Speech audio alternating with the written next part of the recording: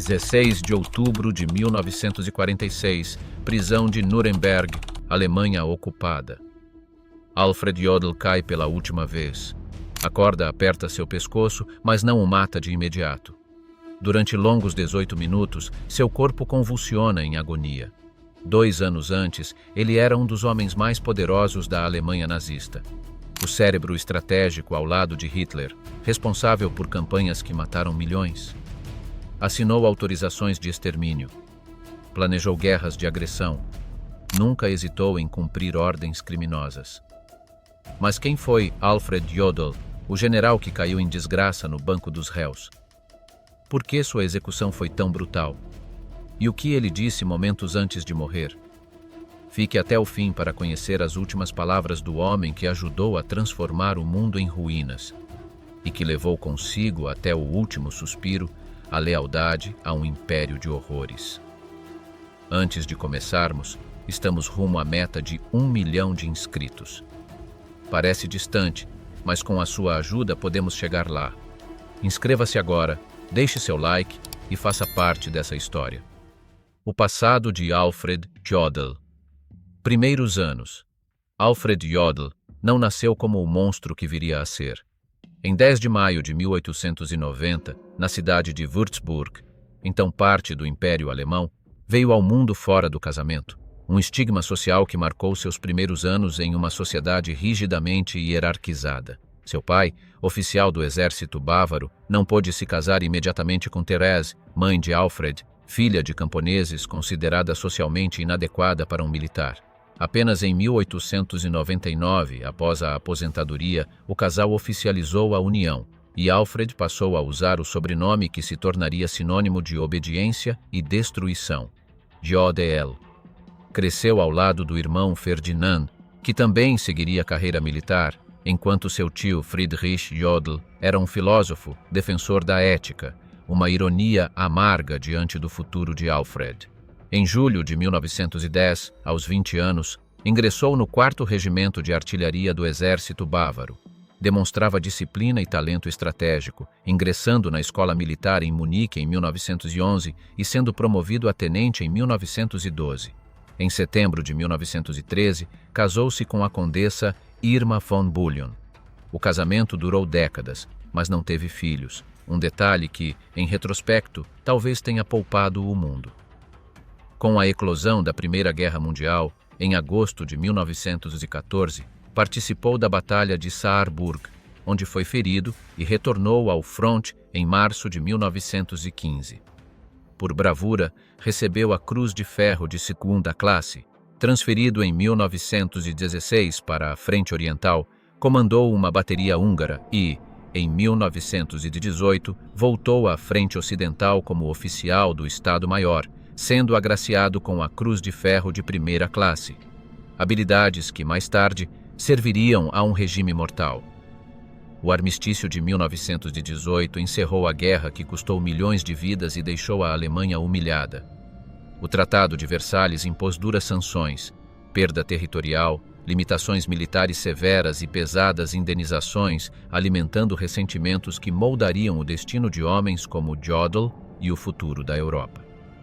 A Nova República e a ascensão do nazismo. Na recém-criada República de Weimar, que governou a Alemanha entre 1918 e 1933, Alfred Jodl manteve firme sua escolha de vida, seguir carreira como soldado profissional. Era uma decisão que exigia resiliência, pois o país enfrentava um período de profunda turbulência. A monarquia havia ruído, a economia estava em colapso e o orgulho nacional esmagado pelos termos humilhantes do Tratado de Versalhes. A instabilidade política dominava, os extremismos floresciam nas ruas e o marco alemão desvalorizou rapidamente. Nesse cenário de desespero, ressentimento e caos, germinavam as sementes do nazismo. Jodl, distante dos debates ideológicos que inflamavam o país, concentrava-se em cumprir sua missão com rigor técnico e uma aparente apatia política. Em 1924, foi transferido para o Ministério do Reichswehr, em Berlim, um passo crucial para quem buscava a ascensão no cenário militar. Entre 1928 e 1932, Atuou como instrutor de táticas e história militar, formando silenciosamente a nova geração de oficiais alemães. Mais do que uma função burocrática, era uma missão estratégica: preparar os futuros líderes de um exército ainda apegado às suas glórias passadas. Nesse ambiente de reestruturação velada, Jodl estreitou relações com figuras-chave do alto escalão. Em fevereiro de 1932, seu superior, Wilhelm Keitel, futuro companheiro de condenação em Nuremberg, promoveu-o a major. Poucos meses depois, em junho, Jodl tornou-se chefe de grupo no Departamento de Operações do Truppenamt. Oficialmente, tratava-se de um setor técnico do Reichswehr, mas na prática era o disfarce para o Estado-Maior-Geral, proibido pelo Tratado de Versalhes, mas mantido ativo à sombra da legalidade. No coração dessa engrenagem clandestina, Alfred mergulhou no planejamento estratégico para reconstituir e ampliar as forças armadas alemãs. Um trabalho meticuloso, paciente e ilegal.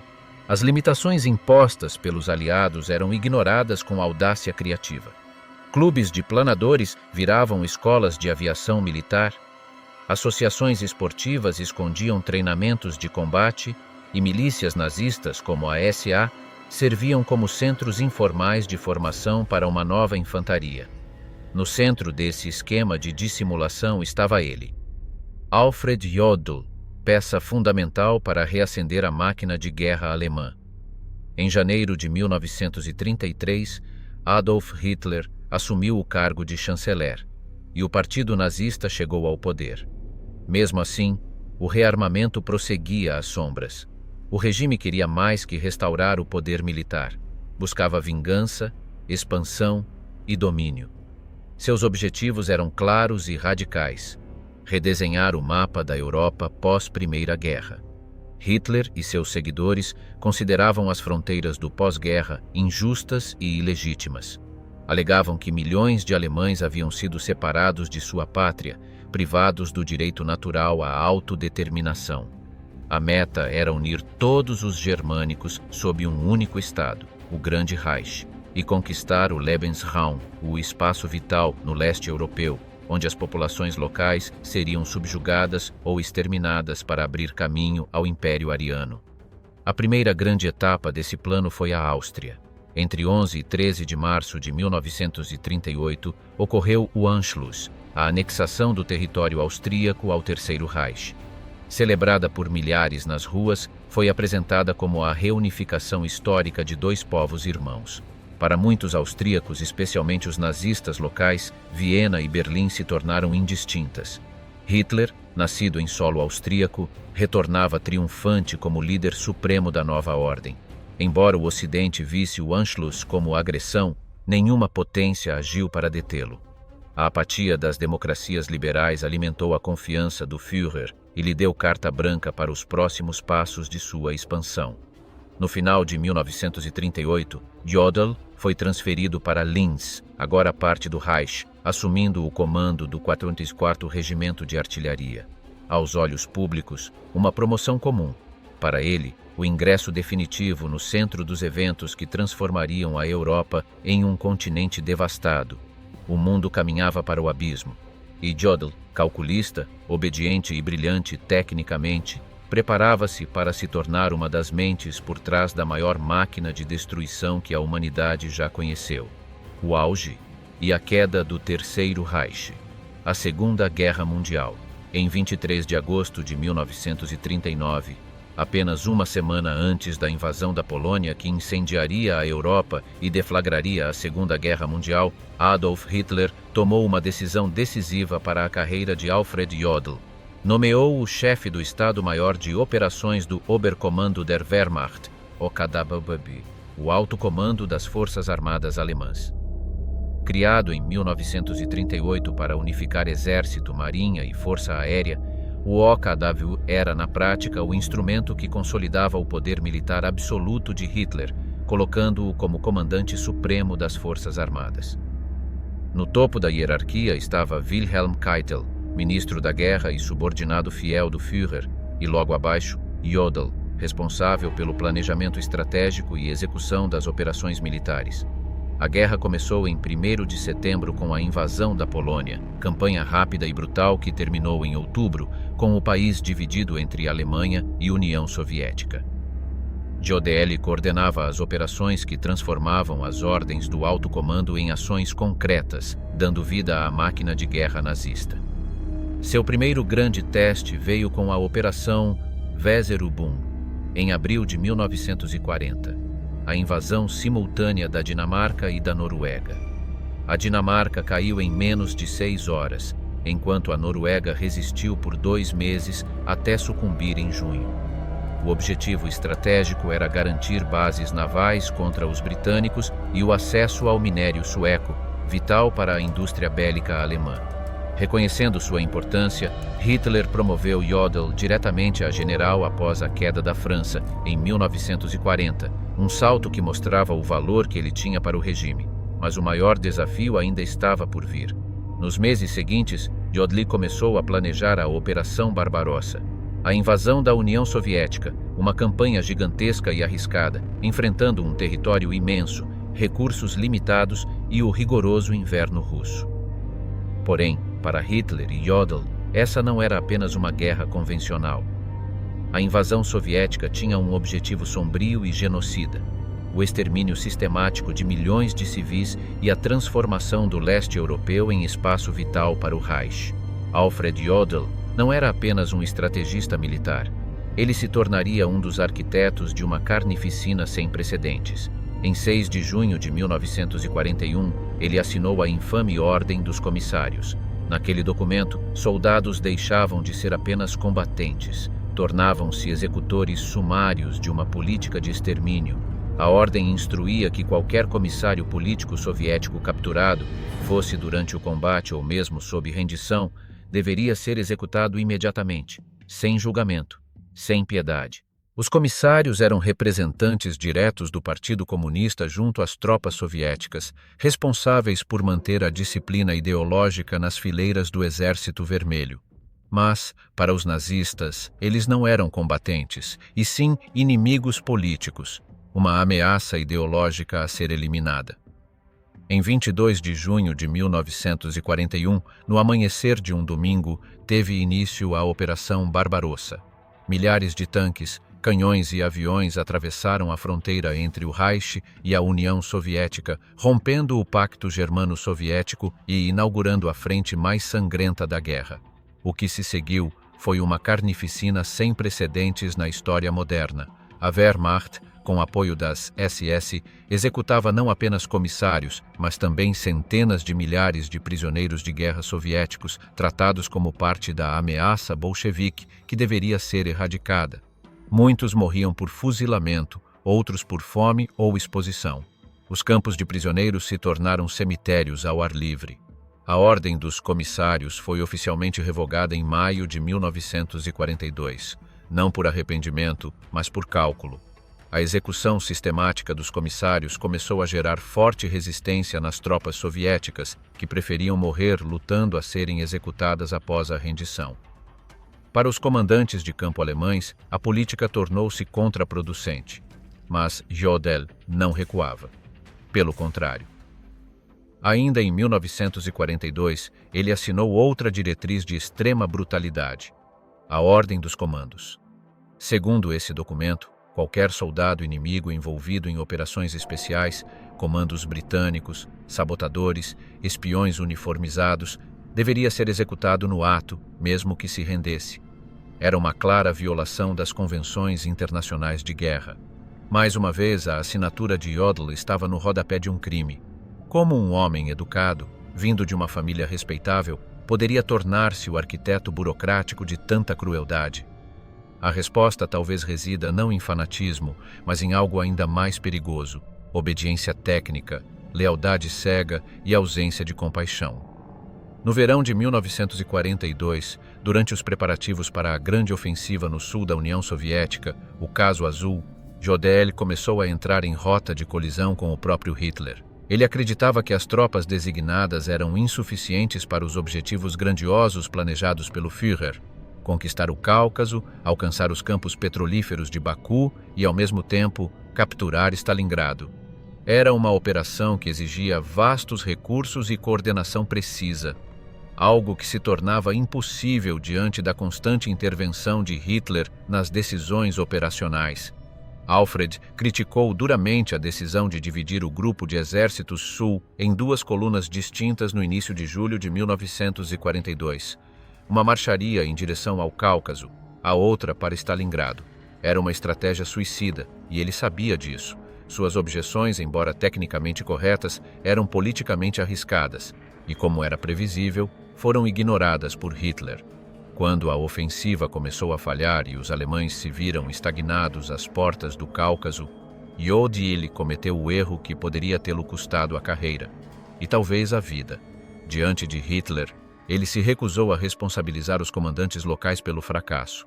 Alegou com frieza que as ordens haviam sido executadas à risca e que a culpa recaía diretamente sobre o próprio Führer. Hitler explodiu em fúria. Passou a considerar a substituição de Jodl por um oficial mais dócil, o general Friedrich Paulus, comandante do 6º Exército. A nomeação ocorreria assim que Paulus tomasse Stalingrado, mas Stalingrado nunca caiu. Paulus seria derrotado e capturado em fevereiro de 1943, junto com cerca de 300.000 soldados. A substituição nunca se concretizou. Apesar desse momento tenso, Jodl não rompeu com o regime. Como Keitel, seu superior direto, continuou leal, manteve o tom reverente nas reuniões com Hitler, elogiou suas qualidades estratégicas e, acima de tudo, seguiu executando cada ordem que recebia, por mais criminosa que fosse. Em fevereiro de 1944, como recompensa por sua atuação, foi promovido ao posto de coronel-general, um dos mais altos da hierarquia militar. Era o reconhecimento da importância de Alfred na engrenagem de guerra nazista, mesmo após os conflitos pessoais com o Führer. No campo pessoal, sua vida também passava por transformações. Em 18 de abril de 1944, sua esposa Irma faleceu após décadas de casamento. Um ano depois, em 7 de abril de 1945, com Berlim prestes a cair, Jodl casou-se novamente, dessa vez com Louise von Benda, uma amiga íntima de Irma. Como no primeiro casamento, a união não deixou descendência.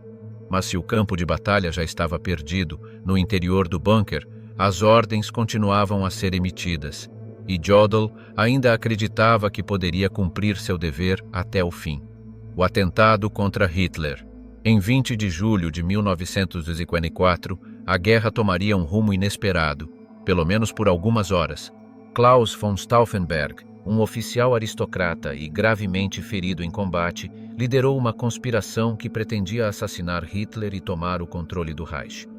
O plano culminou na detonação de uma bomba colocada sob a mesa de reuniões no quartel-general conhecido como Wolfschanz, a Toca do Lobo, na Prússia Oriental. Alfred Jodl estava lá. Sentado à mesa, a poucos metros do ditador, participou da reunião que quase mudou o curso da história. A explosão foi devastadora. A sala ficou em ruínas, alguns oficiais morreram na hora. Mas Hitler sobreviveu com ferimentos leves. Jodl também escapou. Ferido, mas vivo. Seu rosto ficou cortado por estilhaços e sua audição foi parcialmente comprometida.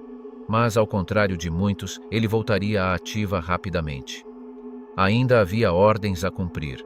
Nos dias seguintes ao atentado, o regime desencadeou uma onda de repressão brutal.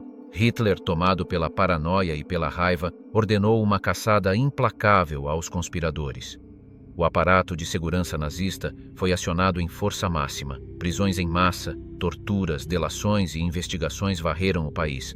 Não havia espaço para compaixão. Os envolvidos, ou mesmo os suspeitos, eram arrastados aos infames tribunais do povo, onde enfrentavam julgamentos farsescos presididos por Roland Freisler, uma figura histérica e cruel. Suas sessões não eram audiências de justiça, mas espetáculos de humilhação pública. Muitos acusados usavam esses poucos minutos para denunciar o regime diante das câmeras, o que levou, ironicamente, o alto escalão nazista a encerrar os julgamentos filmados. Ao final da repressão, os números eram assombrosos. Mais de 7.000 pessoas presas e aproximadamente 4.980 executadas. Algumas com provas mínimas, outras sem qualquer evidência concreta.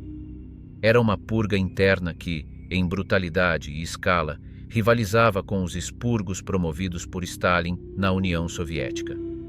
Mesmo ferido e ciente da fragilidade do regime, Jodl permaneceu em seu posto, e não apenas isso. Continuou assinando ordens com o mesmo zelo técnico e a mesma frieza burocrática.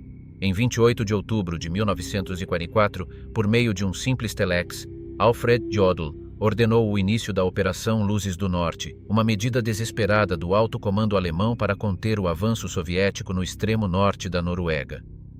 A ordem era clara e brutal: evacuar à força a população civil ao leste do Fjordelingen e destruir todas as casas, celeiros, estradas e instalações que pudessem, de alguma forma, ser úteis ao inimigo. Pouco depois, mais de 40.000 noruegueses foram arrancados de suas casas sob a mira das armas. Milhares de construções foram queimadas ou demolidas. Aldeias inteiras desapareceram do mapa. Crianças, idosos e mulheres grávidas foram obrigados a caminhar por quilômetros sob o frio cortante do inverno ártico, sem abrigo, sem alimentos, sem destino claro. Era a política de terra arrasada levada às últimas consequências, não contra soldados, mas contra civis. A queda do Terceiro Reich. Pouco tempo depois, em 30 de abril de 1945, enquanto as bombas caíam sobre Berlim e o Exército Vermelho avançava implacável pelas ruas da capital alemã, Adolf Hitler apertou o gatilho dentro de seu bunker subterrâneo. Ao seu lado, Eva Braun, com quem havia se casado poucas horas antes, ingeriu cianeto. O Führer deixava o mundo como vivera, envolto em fantasia, destruição e fanatismo. O Terceiro Reich, que se dizia destinado a durar 1000 anos, ruíra em apenas 12. Mas seu curto reinado havia deixado para trás um legado de sangue, ruínas e um trauma que marcaria a humanidade para sempre. Com o suicídio de Hitler, a liderança do que restava da Alemanha caiu nas mãos de Karl Dönitz, um almirante de perfil discreto que havia sido nomeado como sucessor nos últimos testamentos do Führer. Tentando evitar a completa aniquilação, Dönitz assumiu uma missão ingrata: negociar os termos da rendição de um império colapsado. Àquela altura, várias rendições regionais já estavam em andamento, principalmente no oeste, onde os soldados alemães preferiam se entregar aos americanos ou britânicos, evitando a vingança dos soviéticos, cuja fúria era alimentada por anos de atrocidades nazistas em solo russo. Na esperança de salvar o maior número possível de tropas e civis da retaliação soviética, Dönitz enviou Alfred Jodl, ainda atuando como chefe de operações do OKW, para negociar a rendição com os aliados ocidentais. Em Reims, na França, Jodl apresentou um plano limitado: a rendição apenas das tropas que ainda combatiam na frente ocidental. Era uma tentativa estratégica de manter parte do exército em atividade no leste, permitindo que milhões de soldados e refugiados cruzassem para zonas controladas pelos aliados antes que os soviéticos os alcançassem. Mas o general Dwight D. Eisenhower, comandante supremo das forças aliadas, não caiu na armadilha. Exigiu a rendição total e incondicional de todas as forças alemãs em todas as frentes, incluindo aquelas ainda engajadas contra o Exército Vermelho. Caso os termos não fossem aceitos, Eisenhower ameaçou encerrar imediatamente todas as negociações e fechar a frente ocidental, bloqueando qualquer retirada alemã para o oeste. Na prática, isso significaria condenar centenas de milhares de soldados alemães à captura ou morte pelas mãos dos soviéticos. A pressão surtiu efeito. Karl Dönitz cedeu. Em 7 de maio de 1945, às 2h41 da manhã, Alfred Jodl assinou o documento de rendição total em nome do alto comando das Forças Armadas Alemãs. O local era uma escola transformada em quartel-general, aliado em Reims. O ato colocava fim oficialmente à guerra na Europa, ao menos para os aliados ocidentais. Mas a guerra, como a história, nem sempre termina de forma simples. Está gostando da história? Aproveite este momento para se inscrever no canal, ativar o sininho das notificações e deixar o seu gostei. Fazendo isso, você garante que não perderá nenhuma novidade e também nos ajuda bastante. Comente. Quero mais histórias para apoiar nosso trabalho e nos incentivar a continuar trazendo conteúdos como este. Tudo pronto? Então vamos destrinchar os últimos capítulos da vida de Alfred Jodl. O fim de Alfred Jodl, a interferência soviética e os julgamentos. Poucas horas após Alfred Jodl assinar a rendição em Reims, o alto comando soviético reagiu com indignação.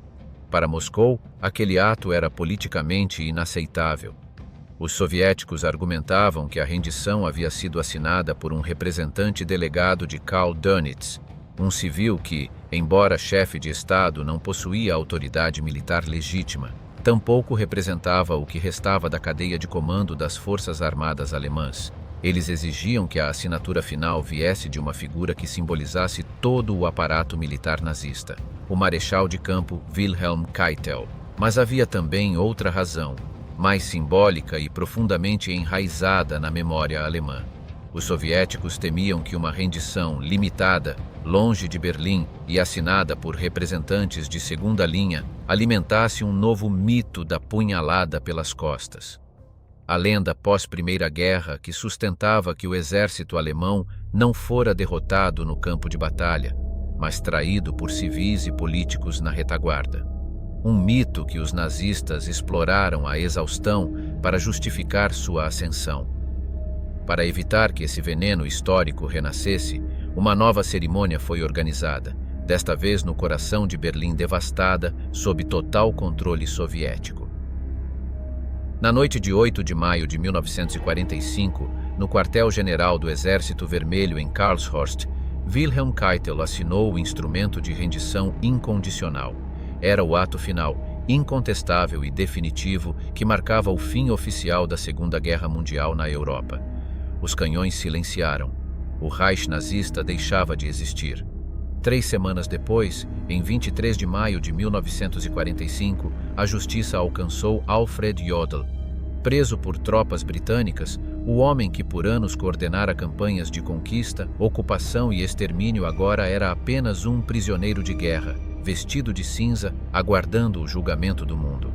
Levado a Nuremberg, ele seria um dos 24 réus nos históricos julgamentos conduzidos pelo Tribunal Militar Internacional, um esforço sem precedentes para responsabilizar os principais líderes de um regime por crimes contra a paz, crimes de guerra e crimes contra a humanidade.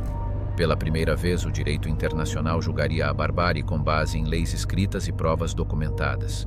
Jodl enfrentou 4 acusações centrais: conspiração para cometer crimes contra a paz, planejamento e condução de guerras de agressão, crimes de guerra e crimes contra a humanidade. Adicionalmente, foi acusado de ordenar deportações ilegais de civis, envolvimento em execuções sumárias e cumplicidade em políticas de extermínio. Sua esposa, Louise von Benda, integrou a equipe de defesa e permaneceu ao seu lado até o fim, um gesto de lealdade pessoal diante da condenação pública. Durante os interrogatórios e no tribunal, Jodl aderiu a uma estratégia que se tornaria padrão entre os réus nazistas. Negou conhecimento sobre o Holocausto e alegou que apenas cumpria ordens. Declarou-se inocente diante de Deus, da história e do povo alemão. Era uma defesa desesperada que desconsiderava as toneladas de documentos assinados por ele mesmo, ordens que resultaram diretamente em massacres e genocídios. A promotoria apresentou provas irrefutáveis. Sua assinatura na Ordem dos Comissários, que resultou no assassinato sistemático de oficiais políticos soviéticos capturados. A Ordem dos Comandos, que condenava soldados aliados à morte mesmo quando se rendiam. Registros de sua participação ativa na deportação de judeus da Dinamarca. E documentos detalhados sobre o planejamento de guerras agressivas e de ocupação, em violação às convenções internacionais. Era impossível dissociar Alfred Jodl da engrenagem de morte nazista. Execução.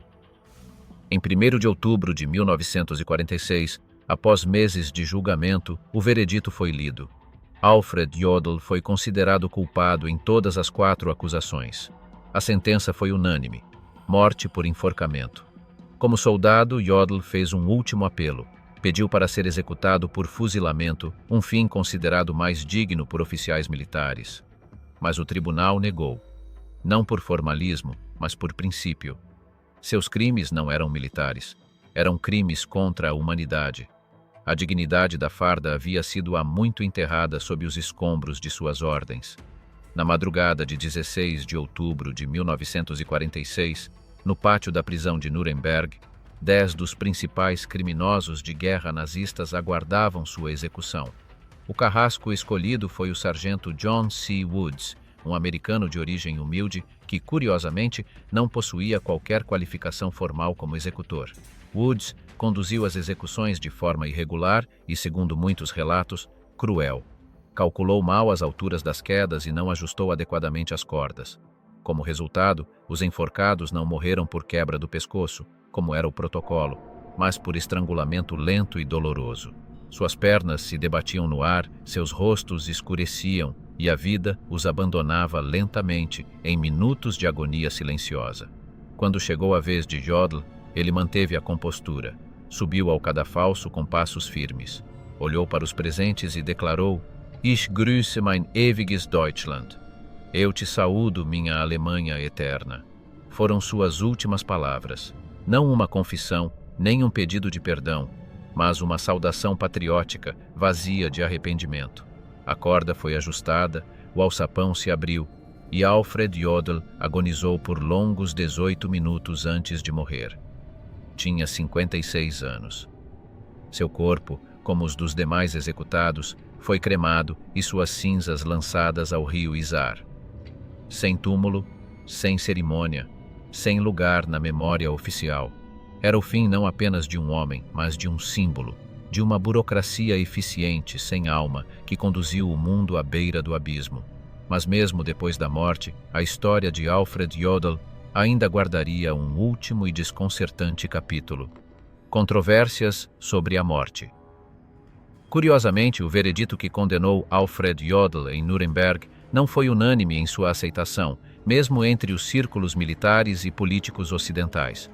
Com o passar dos anos, alguns oficiais e analistas nos Estados Unidos passaram a questionar se a equiparação de Jodl a outros criminosos nazistas de notoriedade maior não teria sido uma medida excessiva. Para eles, Jodl era um soldado, um estrategista, alguém que simplesmente cumpria ordens, embora duras e impiedosas, dentro do contexto da guerra. Essa visão ganhou força e acabou influenciando desdobramentos jurídicos surpreendentes. Em 28 de fevereiro de 1953, a Corte de Desnazificação de Munique proferiu uma decisão histórica.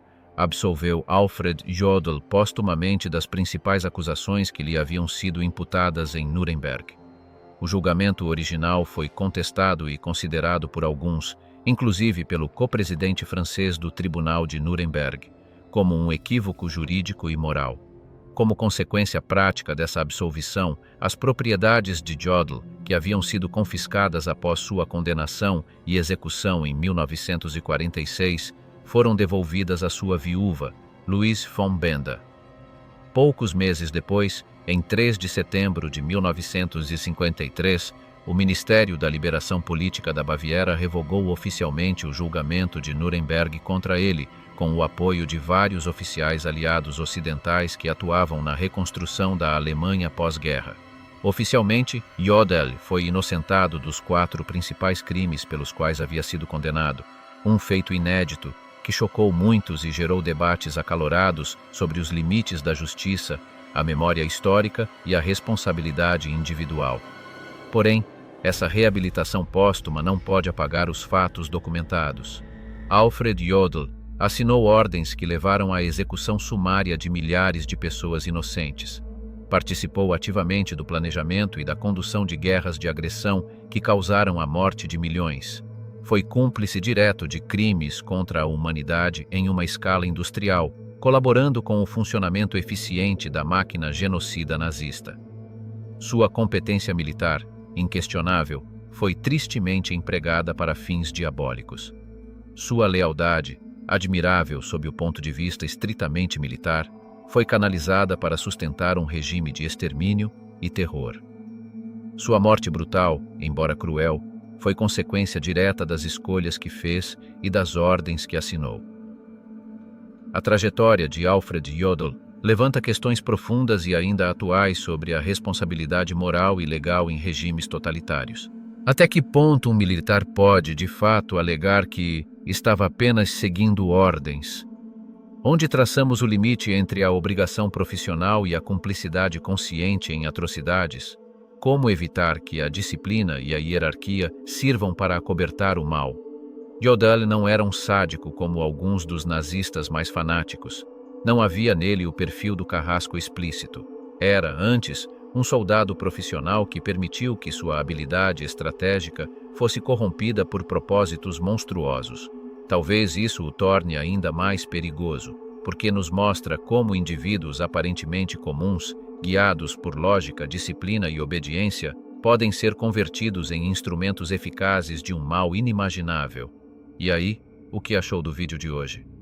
Qual a sua opinião sobre a execução de Alfred Jodl? Tem algum tema ou história que gostaria de ver nas próximas produções? Deixe nos comentários. Muito obrigado por assistir até o final.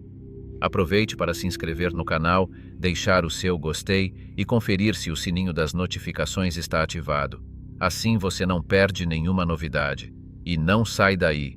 Tem um vídeo aparecendo aí na sua tela agora, com um conteúdo incrível que você com certeza vai gostar.